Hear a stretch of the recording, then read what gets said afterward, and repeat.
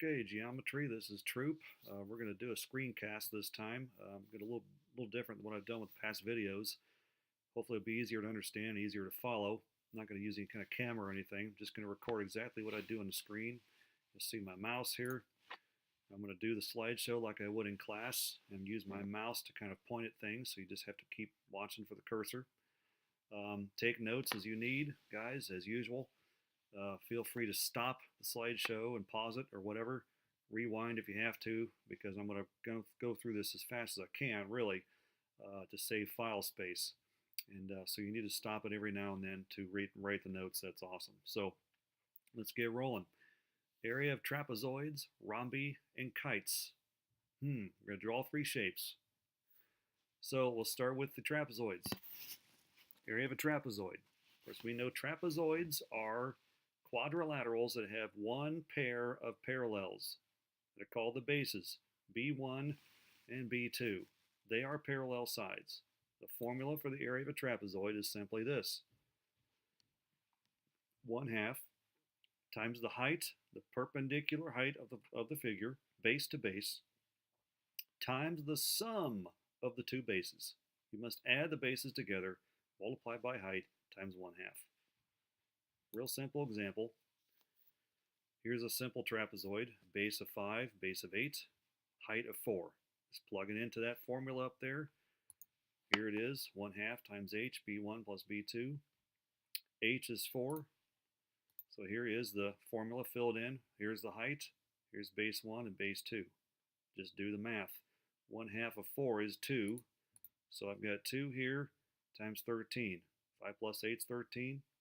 You can multiply them, you get 26 square units for the area of the trapezoid. Here's the next one. This is actually a trapezoid. And I gave you a height here. Put a perpendicular height. You can see the right angle there.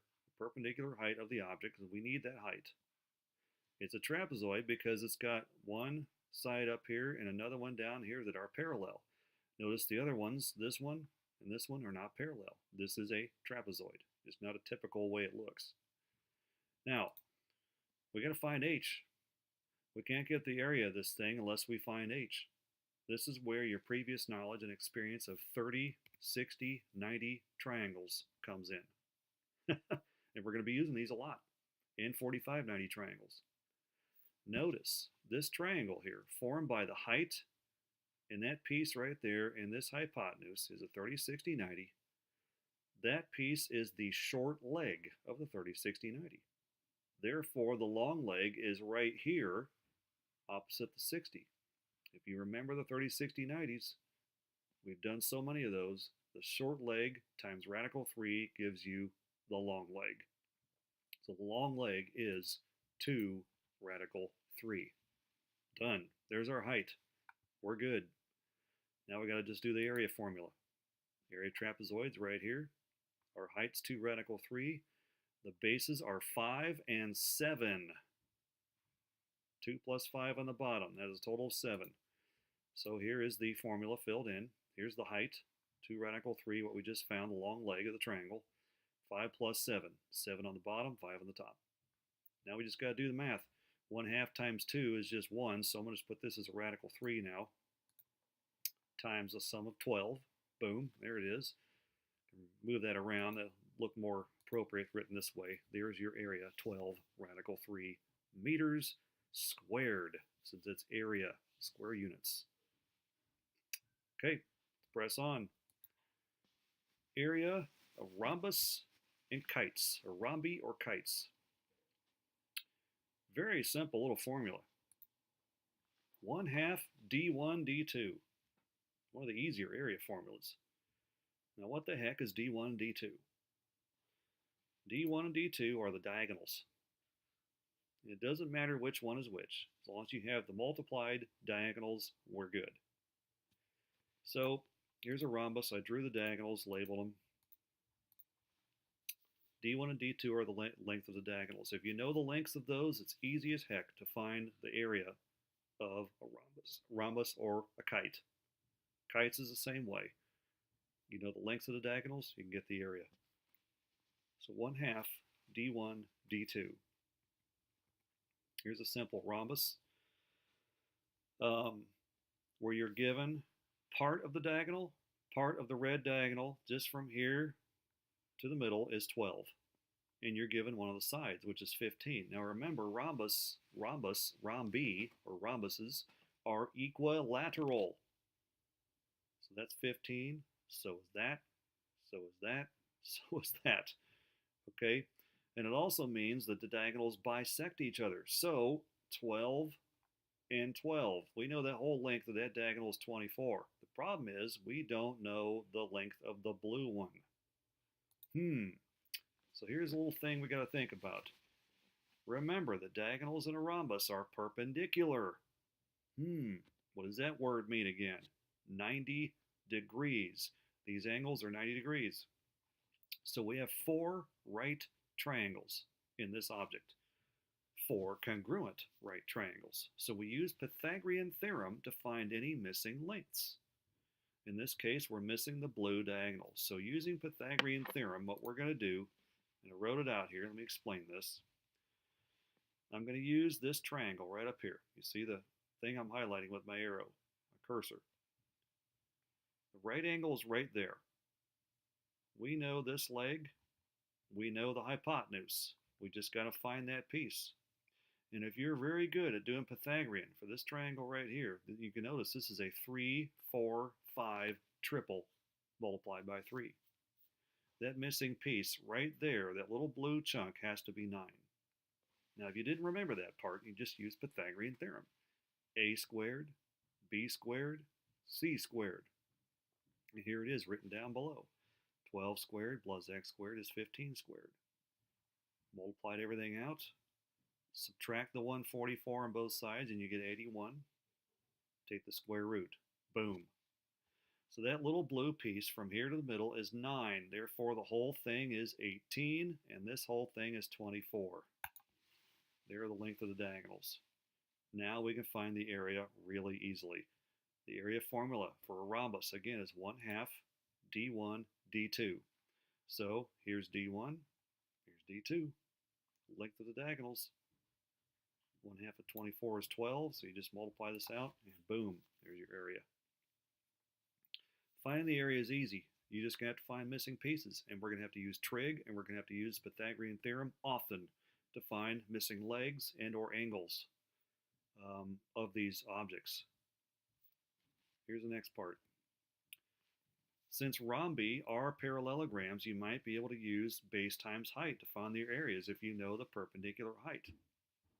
They're parallelograms. So what we did yesterday, you can actually use if you knew the height. The problem is with this rhombus is we don't know the drop-down perpendicular 90-degree height of the object. We could probably find it using trig. But I tell you, with this example, it'd be easier to get the diagonals and multiply using 1/2 d1 d2. Moving on. Kites. Here's a quick example of kite. Real easy stuff. The 2 diagonals are given. 6 right here. Total of 7 right there. That's all you need. 1/2 d1 d2. 1/2 6 times 7. Or 7 times 6. 1/2 of 42 basically.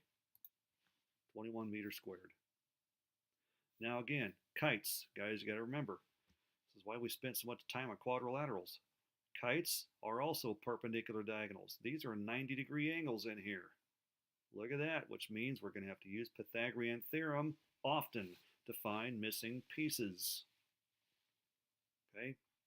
Or 30, 60, 90 triangles, depending on the angles, and so on. Trig. May have to use trig again, sine, cosine, tangent. Okay, a few other examples, and I'm going to stop this thing. I actually go through only 2 of these with my screencast because the file's getting big. If you need to look at the other examples, they're pretty self-explanatory in the slides themselves. If you access on Canvas, there's a different link. You can just look at the slides only instead of looking at my screencast. Let me go through this one and one more, and that'll be it. Here's the area of the side of a pool. It's in the shape of a trapezoid. So we're finding area of a trapezoid here. Remember the area formula for a trapezoid is 1/2 h times b1 plus b2. So we got the B1, we got the B2. Here's our height. It's just a matter of plugging in the numbers.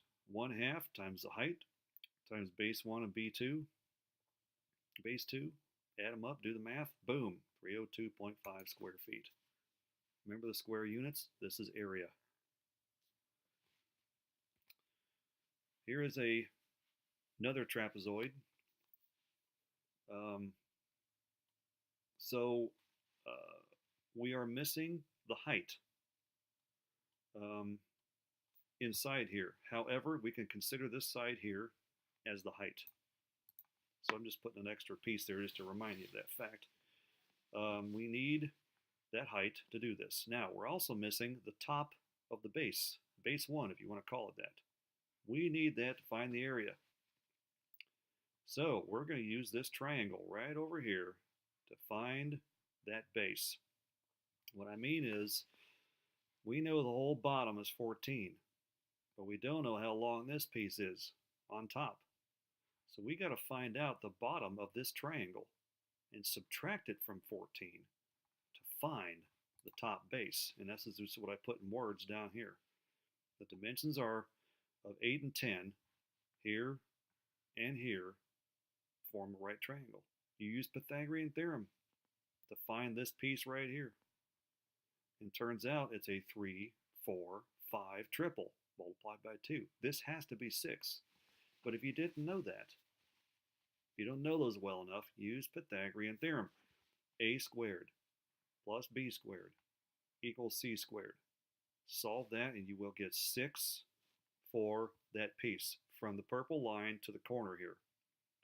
So since this is 6, 14 minus 6 gives us 8 on top. That's what we need. 8 is the top base. So we have 8 on top, 14 on the bottom, height of 8. Here's the area formula for the trapezoid. Do the math, plug it in, and you got it, 88 square feet.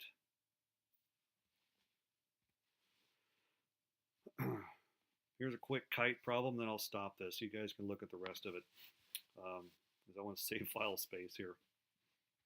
So here, this is a kite. The area formula for a kite is 1/2 d1 d2.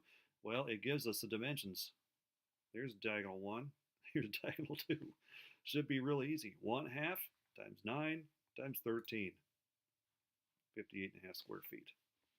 The rest of this you can look at yourself. I've got to save file space. The other slides, there's a few more examples if you check the slideshow. All right, guys.